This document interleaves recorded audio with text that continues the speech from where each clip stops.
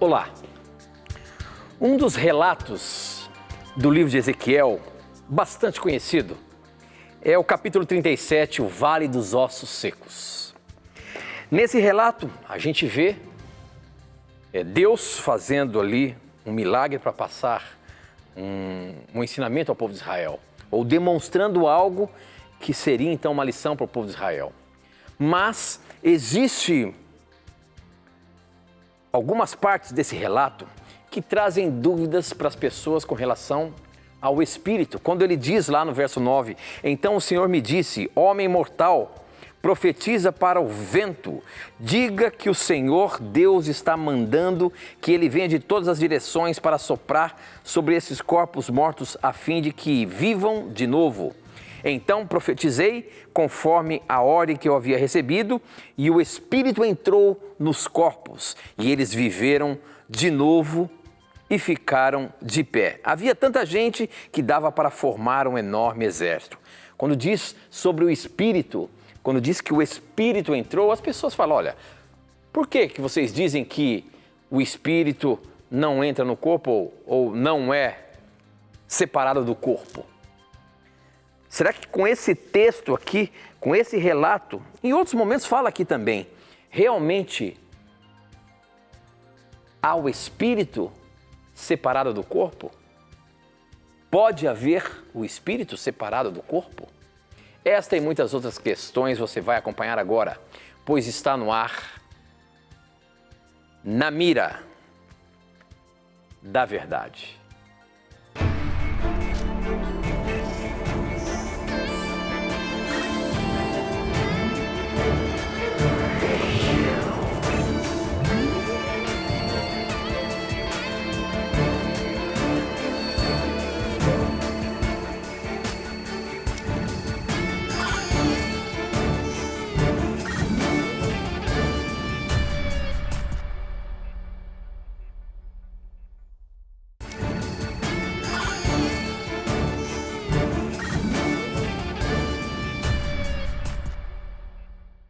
Olá, seja muito bem-vindo. Estamos começando mais um programa Na Mira da Verdade e sempre é muito bom ter você aqui com a gente. A partir de agora já estamos conectados com o Brasil e o mundo através da internet e também aqui no nosso país pela Novo Tempo, espalhada por todos os lugares deste Brasil. Muito obrigado por você já estar aqui acompanhando, você que quem sabe está chegando agora, conhecendo a TV Novo Tempo, você que está conhecendo o programa Na Mira da Verdade.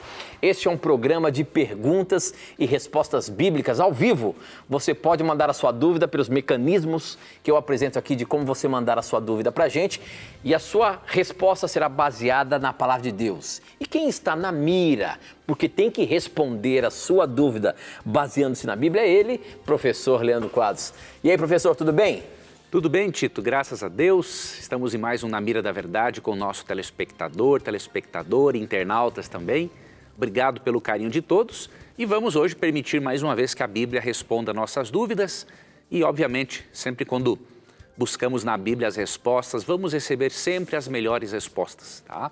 Se você tiver a sua cosmovisão formada pela Bíblia, você vai interpretar a realidade de uma forma muito melhor. Não perfeita, porque a nossa mente ela é corrompida pelo pecado. Mas por meio da perfeita palavra de Deus, com certeza, teremos uma visão bem mais ampla da realidade. Então, assista o programa, nos acompanhe, envie suas perguntas e estaremos aqui à sua disposição.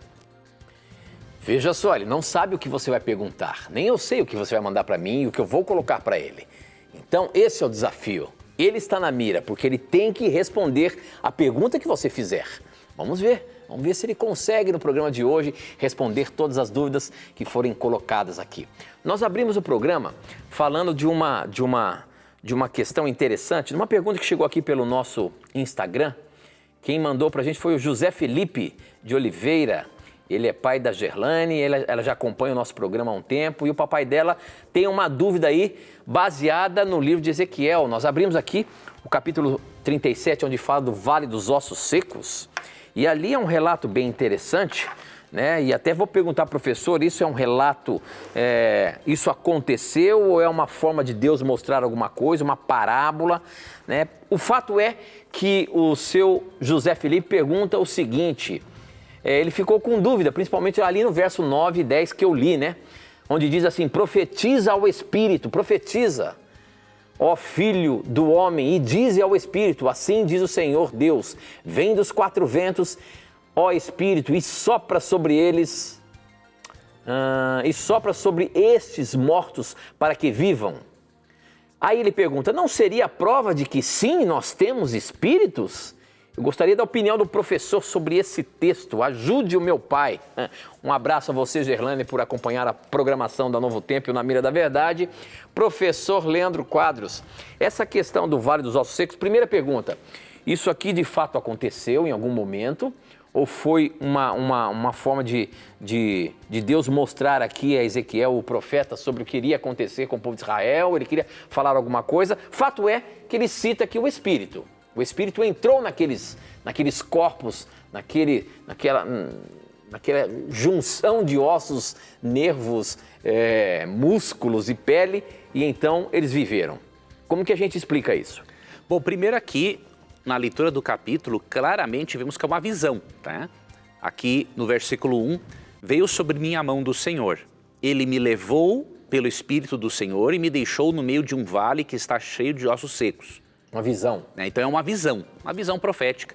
E aqui em resumo, né, assim como Deus deu vida a estes ossos, Deus daria vida novamente ao povo de Israel, que estava cativo. Então esse é o simbolismo.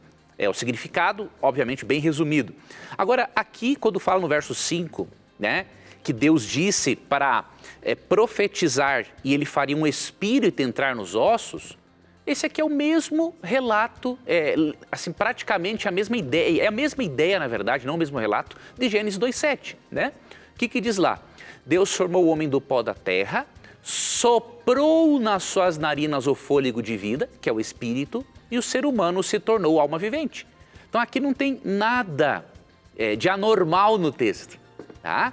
O espírito aqui, aí você tem que fazer uma pergunta. O que é o espírito de acordo com esse texto e Gênesis 2,7? É uma entidade consciente que sobrevive fora do corpo ou é o fôlego de vida, o alento de vida que Deus coloca? É o alento de vida, né? Nós não podemos ler esse texto com os olhos gregos, né? Influenciados pela filosofia grega. Não estou dizendo que ela não é importante, né? A nossa estrutura mental é moldada pela filosofia grega, científica e tudo mais.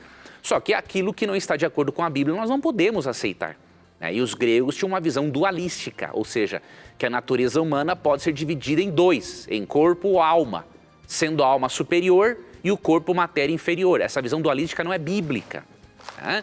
Então, quando você lê o termo espírito, você tem que lembrar do seguinte, na Bíblia, a palavra espírito tem uma gama de significados.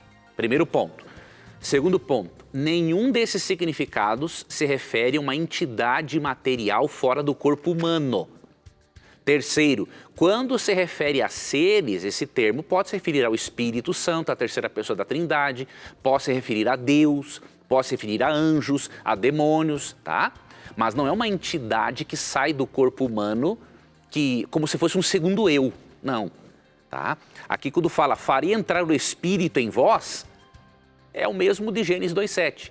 Deus soprou o fôlego de vida em Adão. E aí ele se tornou uma alma vivente. Então o Espírito é esse fôlego de vida.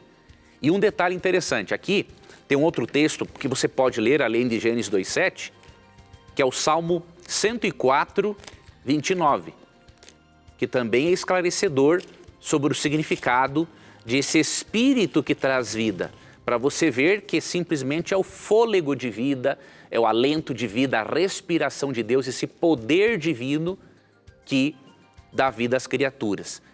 E o Salmo 104, 29 diz assim, se ocultas o rosto, eles se perturbam. Se lhes corta a respiração, que aqui no original é o espírito, né? Morrem e voltam ao seu pó.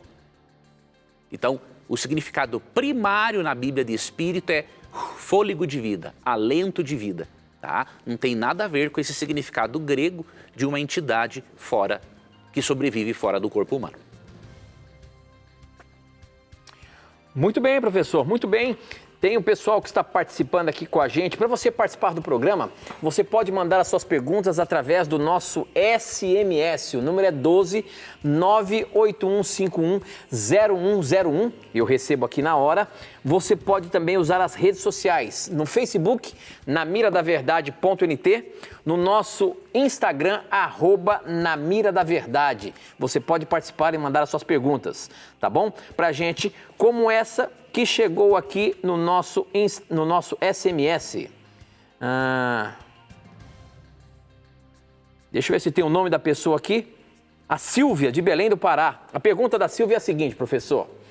Sou adventista há 4 anos por meio dos programas da Novo Tempo e assisto todos, inclusive o Na Mira da Verdade. Parabéns!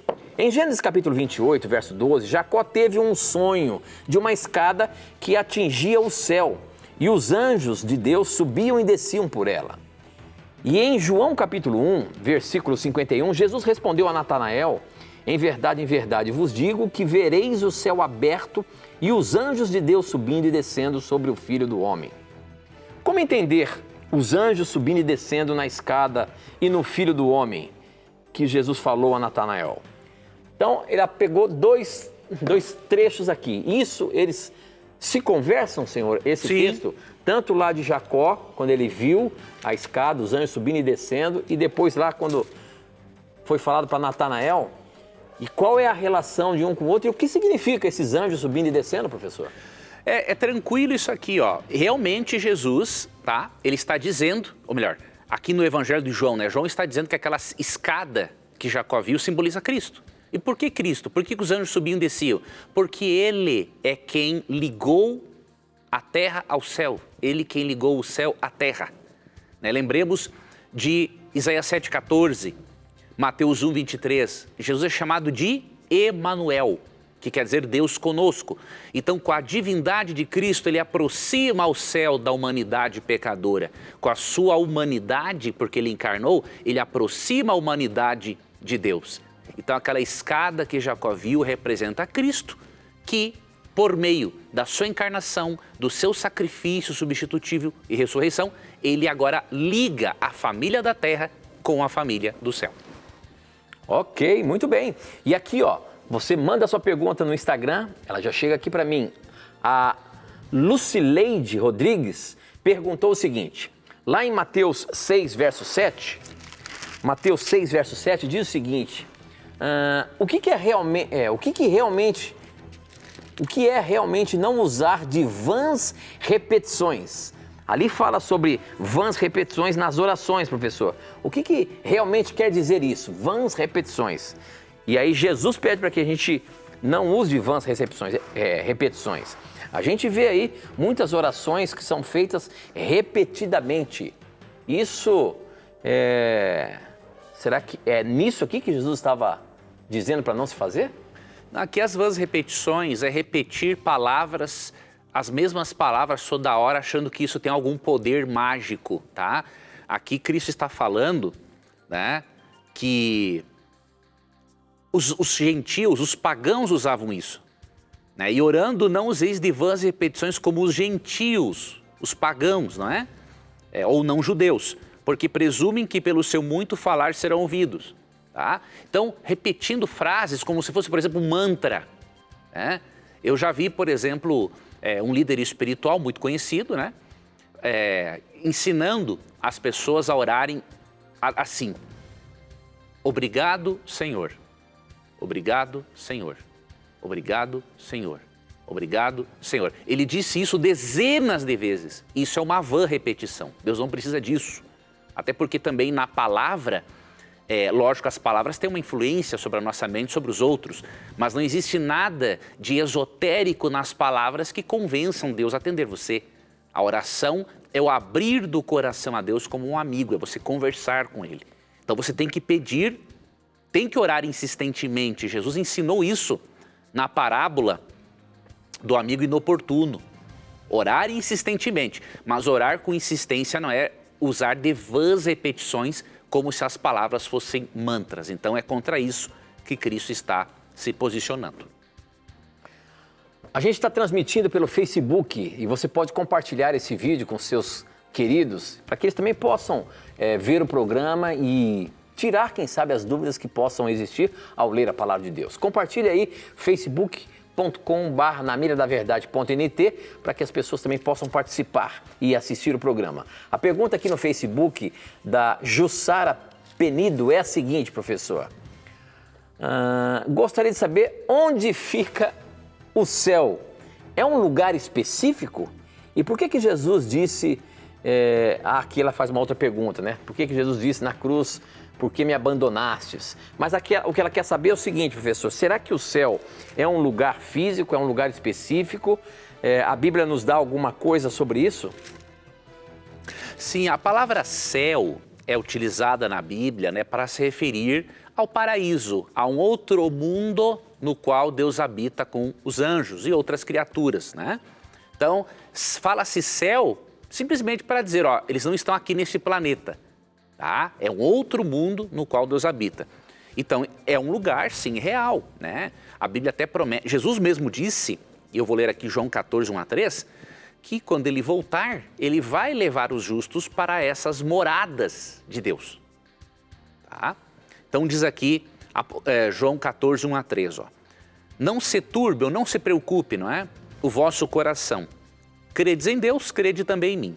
Na casa de meu pai há muitas moradas. Veja, é algo real, tá? Se assim não fora, eu vou-lo teria dito. Pois vou preparar-vos lugar. E quando eu for e vos preparar lugar, voltarei e vos receberei para mim mesmo, para que onde eu estou, onde que Jesus está hoje? Neste paraíso, né? Um lugar real. Um lugar real, para que onde eu estou, estejais vós também. E este lugar é tão real que em Apocalipse 21 e 22, né, ali, até vou pegar o capítulo em específico, Apocalipse 21, versos 9 a 27, chama esse lugar de Nova Jerusalém. Então, é uma coisa real, né, uma cidade. Aqui existe uma descrição, né, muralhas de pedras preciosas, ruas de ouro, a árvore da vida está ali presente. No verso 21, a praça da cidade do paraíso é de ouro puro. Então, é um lugar real. Nós não podemos imaginar que a eternidade é uma coisa etérea em que um monte de espíritos desencarnados, esfumaçados, ficam parando aí no vento como se fosse pó. Não existe, isso não é a visão bíblica. Olha que interessante, o Valdir, aqui de São Paulo, nesse tema do céu, ele já colocou a pergunta aqui, ó. Ele tem uma curiosidade, por que alguns textos bíblicos usam o céu no singular e em outros, até próximos, aparecem no plural? Inclusive, céus dos céus. Existe alguma explicação para isso? Sim, dependendo do contexto, tá? Em alguns lugares, né, céus tem o mesmo uso que nós. Nós somos assim, ó, os céus, como estão o céu está azul, ou os céus. É o mesmo céu, você usa às vezes no plural, porque, diríamos assim, entre aspas, né, na nossa mente, tem um céu aqui no Brasil, tem um céu nos Estados Unidos, é tudo uma coisa só. Mas como são em lugares diferentes, então nós usamos às vezes céus no plural. Então, isso é normal. Isso também acontece na Bíblia. Agora, tem caso, por exemplo, quando fala do céu dos céus, aí é o paraíso, é onde Deus mora. Tá? E lá em Apocalipse 12, 12, né? Lá já se fala, festejai os céus e vós os que neles habitais. Então, os céus estão no plural e também os habitantes dos céus. O quê? Indica que são outros mundos. Tá? Então, dependendo do contexto, esses são os principais significados. Muito bem, muito bem. Nós temos que ir para o intervalo rapidinho, mas aproveite o intervalo aí, formule uma boa questão, manda para a gente. Você pode mandar através do nosso SMS, o número é 12 98151 0101. Eu recebo aqui na hora. Ou então nas redes sociais, no Facebook, namiradaverdade.nt, no Instagram, @namiradaverdade. E ainda tem aí o nosso blog, hein? novotempo.com/namiradaverdade. Mande ali as suas dúvidas e a gente vai colocar o professor na mira da verdade. Não sai daí não, a gente volta já já.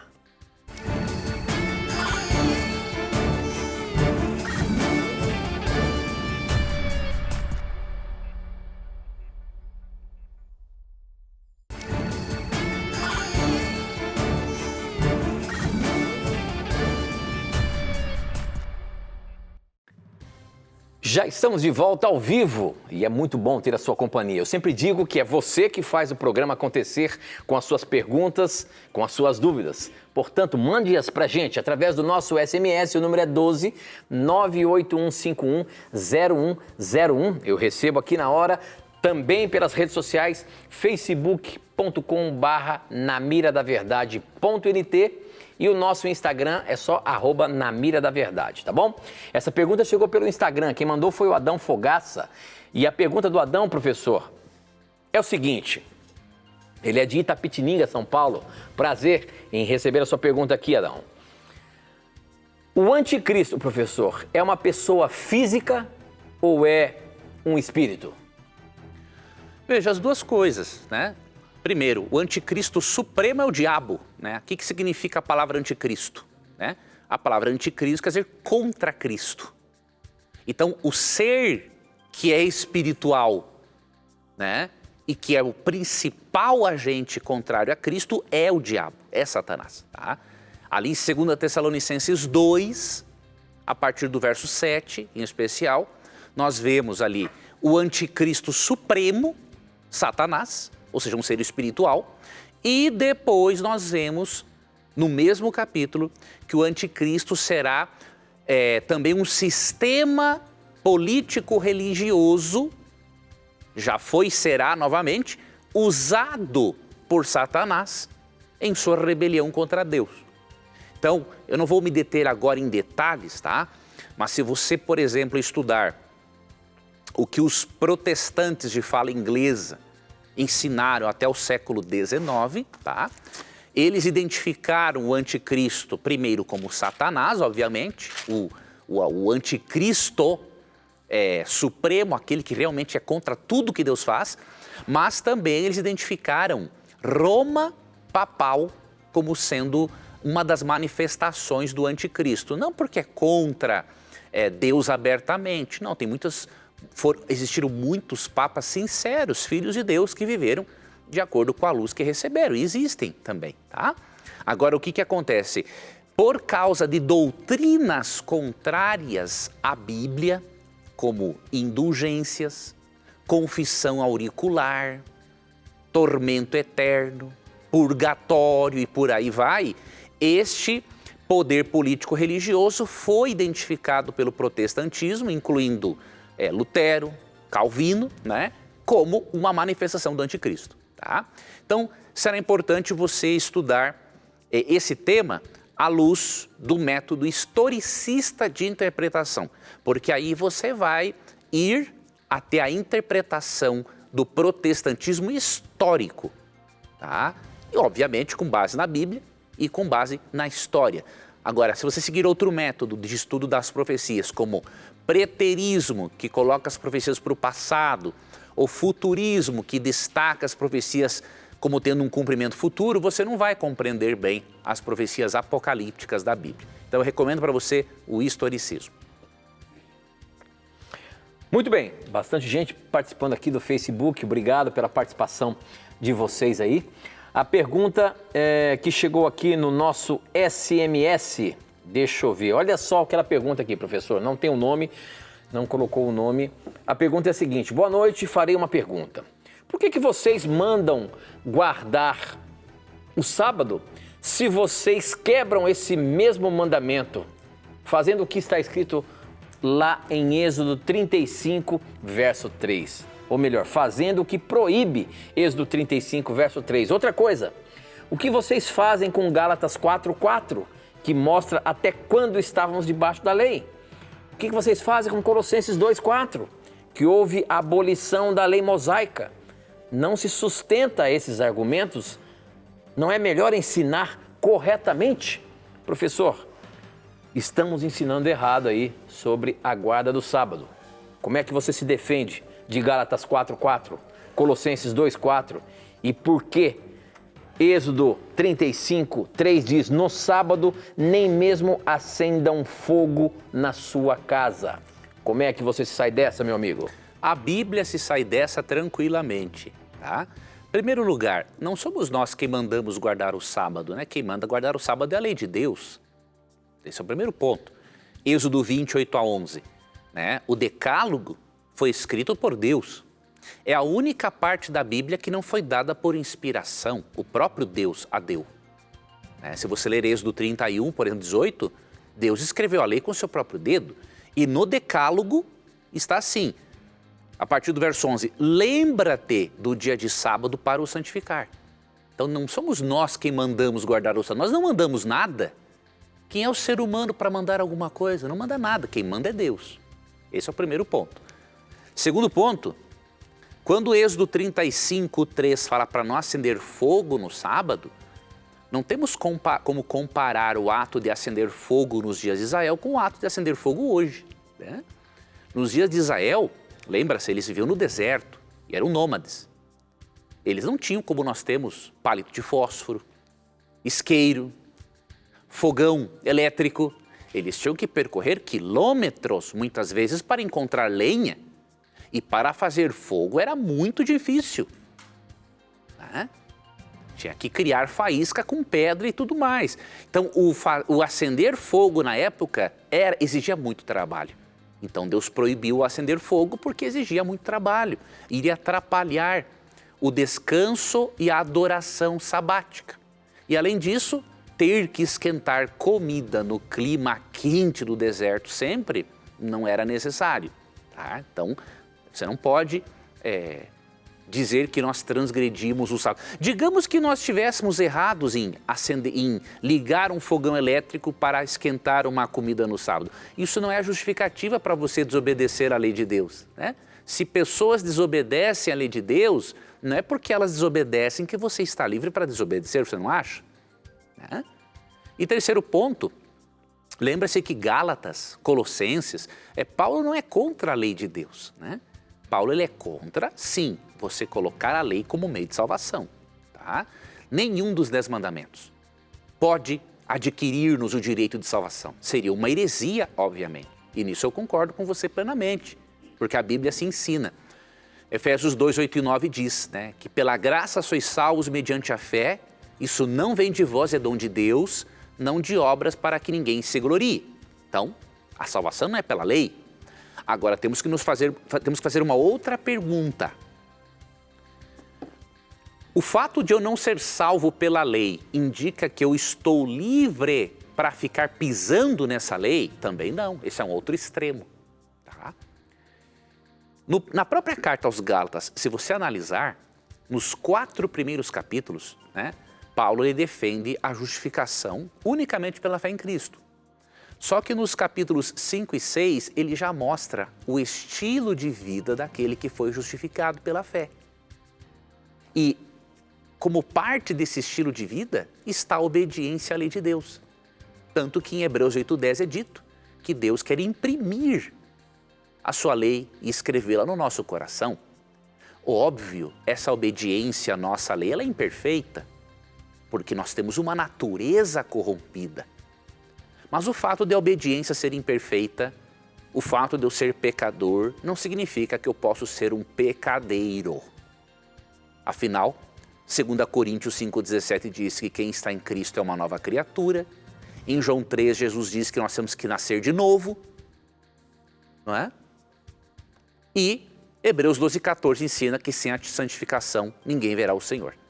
Então, o meu conselho para você, abandone esta heresia chamada antinomismo. O que é antinomismo? A palavra lei vem do grego nomos, tá? Antinomismo é contra nomos, contra a lei. Esta heresia antinomista tem afastado muitos da compreensão do puro evangelho de Jesus Cristo. Tá? Um extremo é você colocar a lei como meio de salvação. Isso também é uma heresia, se chama legalismo. Tá? Agora, o antinomismo é tão herético quanto o legalismo. Então você tem que ser bíblico. Você não é um legalista que faz da lei um meio de salvação, mas também não é um liberal dizendo assim, o que importa é a graça de Jesus. Mas essa graça não transforma? Não faz nada de bom na sua vida? É a graça barata? Não. Então, recomendo, aprofunde seu estudo nesse assunto, porque você é uma pessoa sincera, mas a sua compreensão está totalmente equivocada. Muito bem, professor. Muito bem. Olha só, Como nós abrimos falando aí, ou falamos ainda há pouco sobre céu e tudo mais, as perguntas começam a chegar, né? A Maria Aparecida aqui de São Paulo, ela perguntou o seguinte, baseado nessa explicação do professor Leandro em relação às moradas de Jesus Cristo, está preparando, nós iremos morar em outro mundo ou a terra será transformada com a vinda de Jesus Cristo? Essas moradas que Jesus citou ali, é em outro mundo ou vai ser aqui na terra mesmo? Muito boa pergunta. Vou ler para você aqui, ó, Apocalipse, capítulo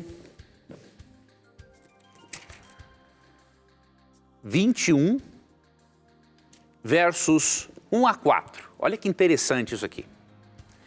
Vi novo céu e nova terra, pois o primeiro céu e a primeira terra passaram e o mar já não existe. Aqui fala de uma restauração do planeta, tá? Verso 2. Vi também a cidade santa, a nova Jerusalém, que descia do céu. Da parte de Deus, ataviada, né, ou enfeitada, como noiva adornada para o seu esposo. Então você percebe uma coisa interessante? Primeiro, há uma morada no céu, né, como Jesus disse em João 14, 1 a 13, na casa de meu pai há muitas moradas. Quando ele voltar, seremos levados para lá, de acordo com João 14, 1 a 3. Passamos, de acordo com Apocalipse 20, os justos ficam nessas moradas celestiais, que é no paraíso de Deus, nos aposentos, diríamos assim, por 1000 anos, de acordo com Apocalipse 20. E de acordo com Apocalipse 21, quando a terra for restaurada após o milênio, a nova Jerusalém, ou cidade santa, não é?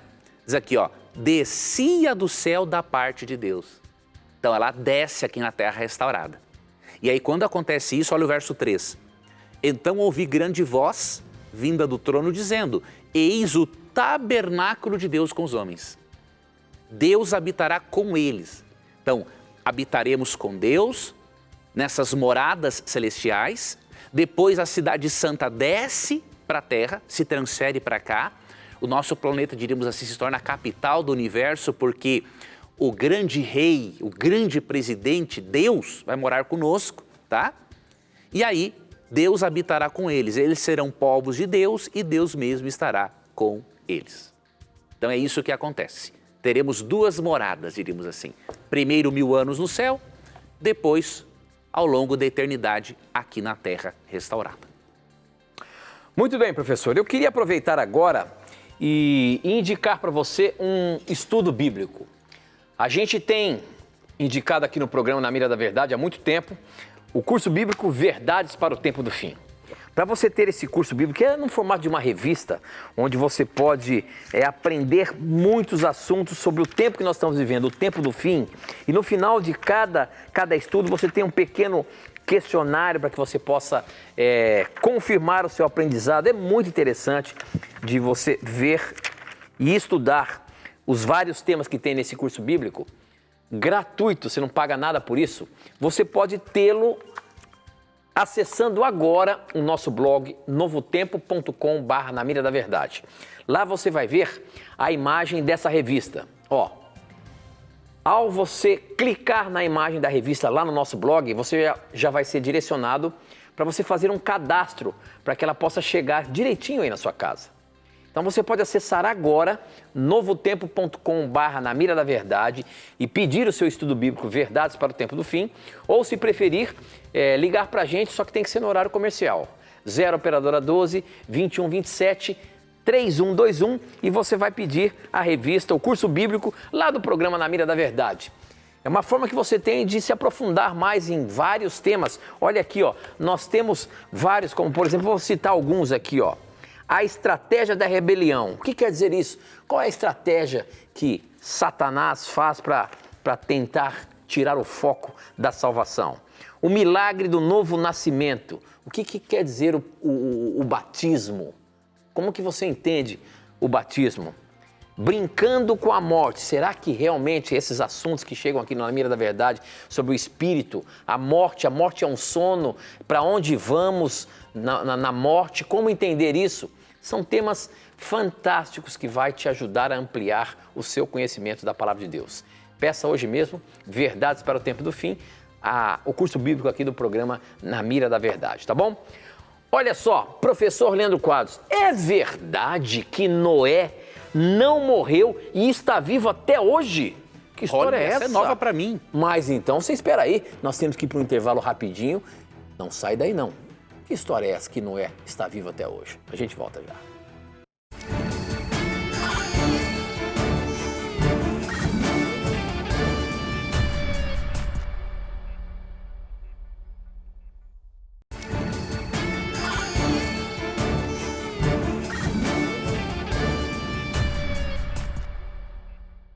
Já estamos de volta e olha só, a pergunta que o Raimundo fez aqui pra gente é verdade que Noé não morreu e está vivo até hoje?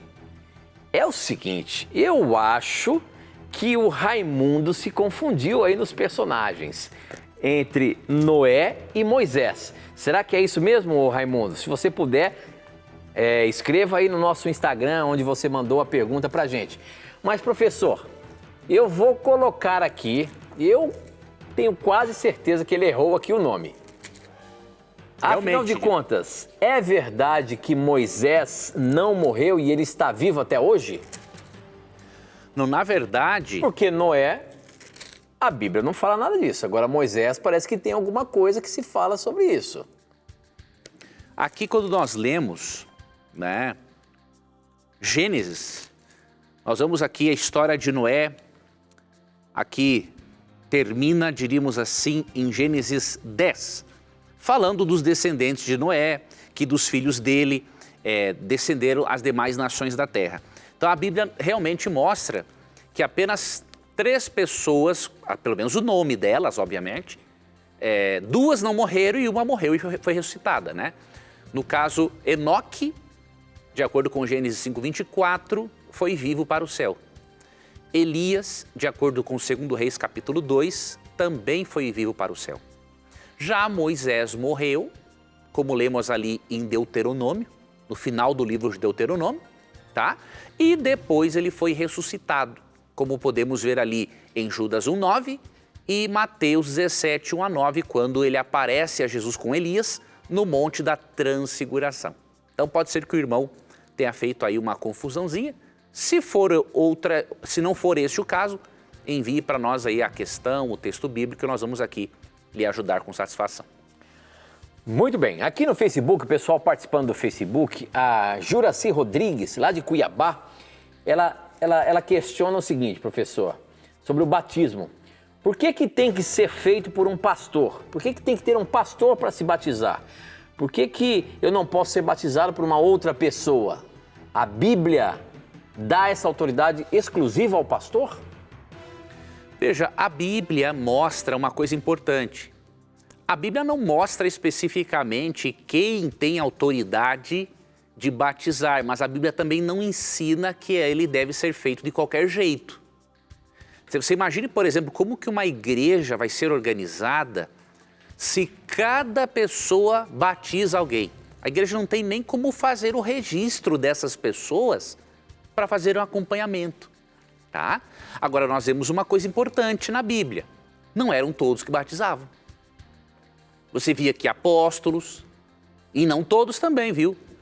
O apóstolo Paulo, por exemplo, tem um texto que ele fala: Deus não me mandou para batizar, mas para pregar o evangelho.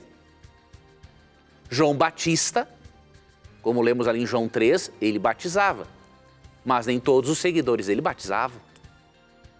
Jesus mesmo, o próprio Jesus ensinou o batismo, mas ele não batizou ninguém. Eram os discípulos, apóstolos de Cristo que batizavam. Então nós não vemos que o batismo é uma prática também banalizada, qualquer um vai e batiza, não. E por uma questão de ordem, e até para o bem-estar dos membros, a igreja tem que saber quem é batizado, quanto tempo a pessoa é batizada, né?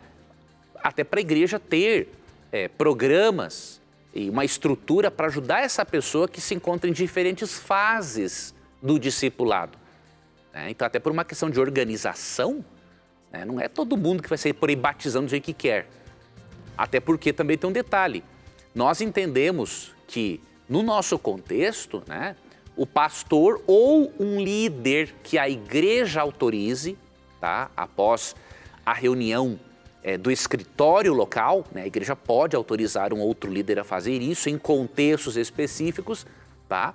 Nós cremos que é a pessoa ideal, até porque tem que se avaliar o candidato ao batismo, né?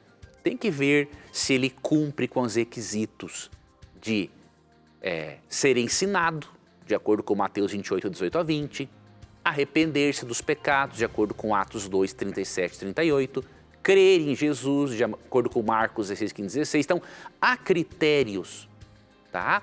E nem todas as pessoas conhecem bem esses critérios ou estão aptas a avaliarem esses critérios. Então, nós entendemos que o pastor, como líder espiritual, né, ou algum líder experiente ordenado a esta função pelo escritório ali da igreja, que nós chamamos de associação, essa pessoa é apta. Agora, fora isso, não é bom nós banalizarmos, né? Tanto por uma questão de respeito para com a cerimônia, quanto por uma questão de organização. Ok, muito bem. Nós temos um WhatsApp onde você pode mandar a sua pergunta por vídeo. Você pode formular, gravar a sua pergunta por vídeo e mandar para a gente por esse número que eu vou passar para você aqui agora. O número é 12 982 982830099. Aparece aí, ó, na sua tela. 982830099. Você manda a sua pergunta em vídeo. E nós temos uma pergunta que chegou aqui pra gente. Vamos ver. Boa noite, eu sou Adão Silva, de Belo Horizonte, Minas Gerais. Eu gostaria de perguntar, ali quando diz que Eva comeu do fruto e deu para Adão, tem uma vírgula. Foi imediatamente que ela deu o fruto para ele ou passou-se um lapso de tempo? Não, a vírgula não indica um lapso de tempo, ela só indica uma pausa na frase, tá? Pode ser que algum contexto tenha isso, mas o ideal é sempre, nem mesmo o ponto final indica necessariamente uma pausa de tempo, né? Muitas vezes quando você lê um texto, somente com a leitura do contexto se muda, por exemplo, um personagem, se muda o público que está lendo ou ouvindo a história, né? Se muda o ensinamento, aí sim pode ter uma pausa. Agora a vírgula, ela não tem o propósito de dar uma pausa de tempo, por exemplo, meses, dias, anos, não, é uma pausa na leitura, tá? Então, no momento em que ela comeu, né, o propósito do texto é falar o seguinte: ela comeu do fruto, logo em seguida deu para o seu esposo. Agora, quanto tempo envolve esse logo em seguida, não é importante isso nós sabermos, a Bíblia não diz isso. O importante, né, que a Bíblia quer nos passar é que sim, nossos primeiros pais foram enganados, né, por Satanás, que fez uso da serpente, tá, como médium, né? Eles fizeram parte da rebelião contra Deus e aí, consequentemente, herdamos, né, a natureza pecaminosa e herdamos também a necessidade do mesmo Salvador que é Jesus Cristo. Ok, muito bem. Uma outra pergunta aqui pelo Facebook. Deixa eu ver, quem mandou? Ela é de Joinville, Santa Catarina. Deixa eu ver se tem um nome aqui. Ela só diz o seguinte: sou católica, gostaria de um parecer do professor. A questão do dilúvio, a terra inteira foi alagada mesmo ou foi só onde eles estavam? E também Sodoma e Gomorra, Deus destruiu mesmo ou pode ter sido uma chuva de meteoros aquela destruição? Podemos confiar mesmo na Bíblia? É que, conversando com uma pessoa próxima, ela me disse que a Bíblia é uma fantasia. Eu agradeço pela oportunidade de aprender cada vez mais sobre a palavra de Deus com vocês. Olha aí, professor, essa nossa irmã aqui, né, ela é católica e ela tem essas dúvidas. Será que o dilúvio foi realmente em todo o planeta Terra ou foi só naquela região? E também Sodoma e Gomorra ali, aquela destruição, foi Deus que fez cair fogo do céu? Ou pode ter sido uma chuva de meteoros, aí, um acidente natural? Como é que é? Vamos lá. Querida irmã, muito obrigado pela sua confiança, tá? Em fazer essa pergunta a nós. Nós vamos lhe ajudar nisso. primeiro lugar, antes de lhe falar sobre o quanto o dilúvio impactou realmente o planeta e mostrar biblicamente, tá? Que ele foi realmente um evento global, essa pessoa que disse para você que a Bíblia é um mito, uma lenda, o ônus da prova recai sobre ela, tá? Não adianta a pessoa simplesmente afirmar a Bíblia é um mito. E a prova? Porque aqui a nossa sociedade é assim, né? A nossa sociedade é uma coisa curiosa, né? É uma coisa que merece até estudo. Se o indivíduo não conhece algo, então significa que aquilo não existe ou que aquilo não é verdadeiro, sendo que é a ignorância do indivíduo, né? Por exemplo, o fato de eu não saber algo não significa que esse algo não existe, significa que eu sou ignorante em relação àquele assunto. Mas não, na nossa sociedade, hoje em dia, né, o indivíduo, se ele não sabe que algo existe, ou se ele não teve contato com aquilo, então aquilo é um mito para ele. Não, isso não é. Então, essa pessoa tem que provar, com base na Bíblia, com base nos achados arqueológicos, com base na crítica textual, ela tem que provar, né? E com base também na experiência das pessoas com a Bíblia, ela quem tem que provar que a Bíblia é um mito. Então, não adianta ela fazer essa afirmação vazia para você, né? Ela tem que provar. O ônus da prova recai sobre aquele que está fazendo a afirmação. A Bíblia é um mito? Então tá bom. Então diz assim para ela, prove. Já que ela é preocupada em provar que a Bíblia é um mito, então que ela prove. Tá? Outra coisa, para lhe ajudar, minha sincera irmã católica, tá? É uma honra para nós, viu, termos a sua participação conosco. Eu vou lhe mostrar que o dilúvio, ele foi realmente um evento global, ele não foi local, tá? Verso 17 de Gênesis capítulo 7. Durou o dilúvio 40 dias sobre a terra. Cresceram as águas e levantaram a arca de sobre a terra. Predominaram as águas e cresceram sobre modo na terra. A arca, porém, vogava sobre as águas. Aqui, ó, verso 19, ó. Prevaleceram as águas excessivamente sobre a terra e cobriram todos os altos montes que havia debaixo do céu. Aqui está o detalhe. Quando fala que o dilúvio, que as águas cobriram todos os altos montes que havia debaixo do céu, é claríssimo no texto que o dilúvio realmente foi um evento universal. O capítulo 6:17 também tem uma informação preciosa. Ó. Deus falando, porque estou para derramar águas em dilúvio sobre a terra, para consumir toda a carne em que há fôlego de vida debaixo dos céus. Então não pode realmente ser um evento local, sendo que há a expressão debaixo dos céus e depois no outro texto, abaixo de todos as águas cobriram todos os altos montes que existe debaixo do céu. Então é um evento global. E se você olhar, por exemplo, a existência de canyons, montanhas extremamente altas, outras baixas em alguns lugares, outros lugares planos, você vê que o dilúvio, por exemplo, fósseis, os fósseis não existem só numa região do planeta, existem por uma vasta região do mundo. Então o que isso demonstra? Que realmente foi um evento global. Tá? Eu vou lhe indicar um livro. Este livro é de um geólogo, tá? Cristão, doutor Naor Neves. Tá? Este livro é da Casa Publicadora Brasileira. Eu não estou lembrado agora bem do título dele, tá? Mas não é difícil de achar. Você vai na internet, CPB, C de casa, P de Paulo, B de bola, cpb.com.br, digita o título, digita dilúvio na busca ou extinção, tá? Que o título do livro tem a ver com extinção, tá lá o título, não lembro bem agora dele, e ele apresenta evidências bíblicas e a grande extinção em massa. A grande extinção em massa, perfeito, Tito, obrigado. A grande extinção em massa.